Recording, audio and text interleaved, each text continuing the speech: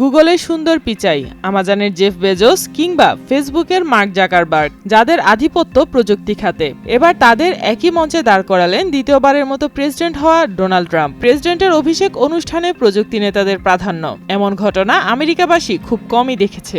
বিশ্লেষকরা এটাকে নতুন রাজনৈতিক ধারার দিকে ইঙ্গিত দিলেন। এ নিয়ে নানা আলোচনা সমালোচনা বইছে নেট দুনিয়ায়। প্রযুক্তি খাতের প্রতি বিশেষ আগ্রহ ও প্রাধান্যের স্পষ্ট উদাহরণ দেখা যায় ডোনাল্ড ট্রাম্পের অভিষেক অনুষ্ঠানে। ইলন মাস্ক, সুন্দর পিচাই, মার্ক জাকারবার্গ এবং জেফ বেজোসের মতো প্রযুক্তি খাতের প্রভাবশালী ব্যক্তিদের সামনের সারিতে বসতে দেওয়ার মাধ্যমে সেটা আবারও প্রমাণ হলো। তাদের এই উপস্থিতি প্রযুক্তি খাতের সঙ্গে ট্রাম্প প্রশাসনের ঘনিষ্ঠ সম্পর্কের দিকটি তুলে ধরে।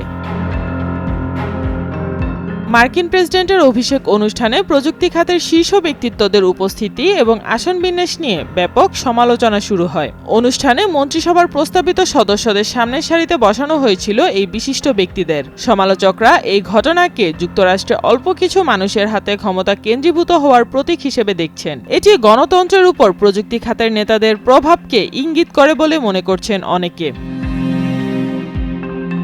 ক্যাপিটল বিল্ডিং এর বাইরে খোলা আকাশের নিচে অনুষ্ঠানটি আয়োজনের পরিকল্পনা ছিল। সেখানে সম্মানীয় অতিথিদের জন্য আসন নির্ধারিত ছিল। তবে তীব্র শীতের কারণে অনুষ্ঠানটি ক্যাপিটলের ভিতরে স্থানান্তরিত হয়। ফলে আসন বিন্যাসে পরিবর্তন আনা হয়, যা প্রযুক্তি নেতাদের সামনের সারিতে বসার সুযোগ করে দেয়। এ পরিবর্তন ঘিরেই মূলত সমালোচনার সূত্রপাত ঘটে। এদের সাথে আরও কয়েকজন ছিল যাদের আসন তুলনামূলক কম গুরুত্বপূর্ণ স্থানে বরাদ্দ করা হয়। ডোনাল্ড ট্রাম্পের অভিষেক অনুষ্ঠানে প্রযুক্তি খাতের নেতাদের প্রতি প্রাধান্য শুধু তার প্রশাসনের পছন্দ হয়নি তা নয়, এটি একটি পরিবর্তনশীল রাজনৈতিক ধারার সূচনাকেও ইঙ্গিত করে।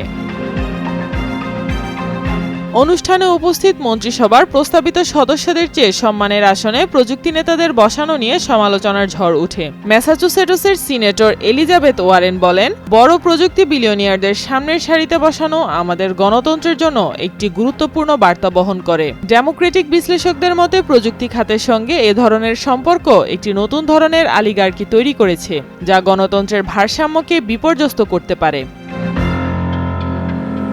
সাবেক প্রেসিডেন্ট জো বাইডেন ট্রাম্পের অভিষেক হওয়ার আগেই সতর্কবার্তা দিয়েছিলেন যে যুক্তরাষ্ট্রে ধনকুবেরদের ক্ষমতা কেন্দ্রীভূত হওয়ার প্রবণতা গণতন্ত্রের জন্য বিপজ্জনক। তার মতে এই কেন্দ্রীয়করণ ক্ষমতার ভারসাম্যহীনতা তৈরি করে। অন্যদিকে ট্রাম্পের সাবেক প্রধান কৌশলবিদ স্টিভ ব্যানন এ ঘটনাকে প্রযুক্তি নেতাদের আনুষ্ঠানিক আত্মসমর্পণ বলে উল্লেখ করেন। তিনি এ ঘটনাকে 1945 সালে দ্বিতীয় বিশ্বযুদ্ধের শেষে জাপানের আত্মসমর্পণের সঙ্গে তুলনা করেছেন।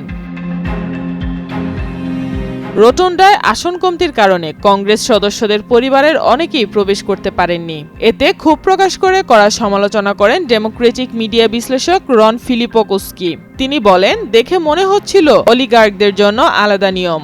অনেকেই মনে করেন প্রযুক্তি খাতের নেতাদের সঙ্গে ট্রাম্পের এই ঘনিষ্ঠ সম্পর্ক যুক্তরাষ্ট্রের রাজনীতিতে কর্পোরেট প্রভাবের একটি নতুন সূর্যোদয়। এটি শুধু বর্তমান নয়, ভবিষ্যতেও প্রযুক্তি খাতের ক্ষমতা বাড়ানোর ইঙ্গিত দেয়। ট্রাম্পের এই পদক্ষেপ তার শাসনামলে কি পরিবর্তন আনতে যাচ্ছে এখন শুধু তা দেখার বিষয়। সাইমা আক্তার, নয়া দিগন্ত।